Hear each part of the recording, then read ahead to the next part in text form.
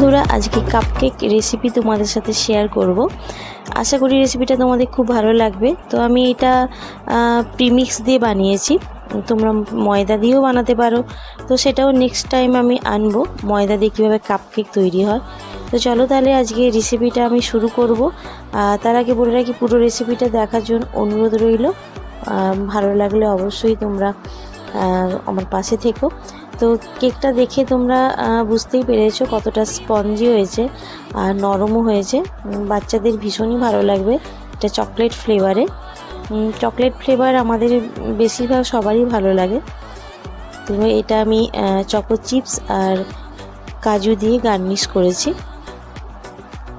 তো চলো তাহলে রেসিপিটা তাড়াতাড়ি শুরু করে দিই। তো এটা আমি ফ্লিপকার্ট থেকে এটা নিয়েছি বলতে পার্সেল এসেছে আমার কালকে। তো পার্সেলটা কি আছে সেটাই তোমরা দেখবে। এটা মোহন ইমপেক্সের চকলেট প্রিমিক্স। তো এটা দিয়ে কিন্তু তোমরা যে কোনো চকলেট ফ্লেভারের স্পঞ্জ, কাপকেকস, তারপরে ব্রাউনিজ তৈরি করতে পারো।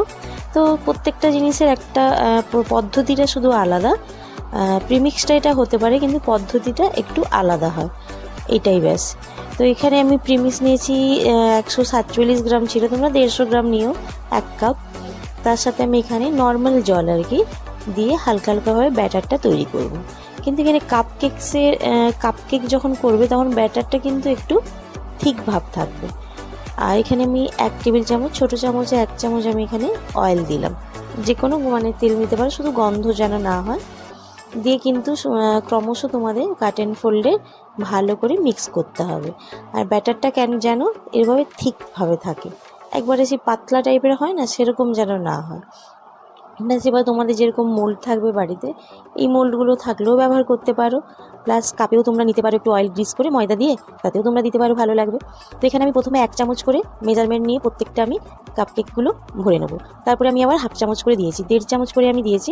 এখানে 6টা আর 2টো, 8টে আমার হয়েছে, 1 কাপে 8টে আমার কেক তৈরি হয়েছে, কাপকেকস। এবার একটু ট্যাপ করে নেবো। করার পর এখানে একটু কাজু, আর বাড়িতে আমি তৈরি করেছি এটা চকো চিপস।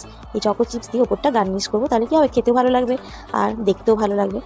তোমরা গ্যাসে করতে পারো, প্রিহিট করার দরকার নেই। তোমরা ওভেনে লো টেম্পারেচার রেখে 12 থেকে 15 মিনিট রেখে দেবে।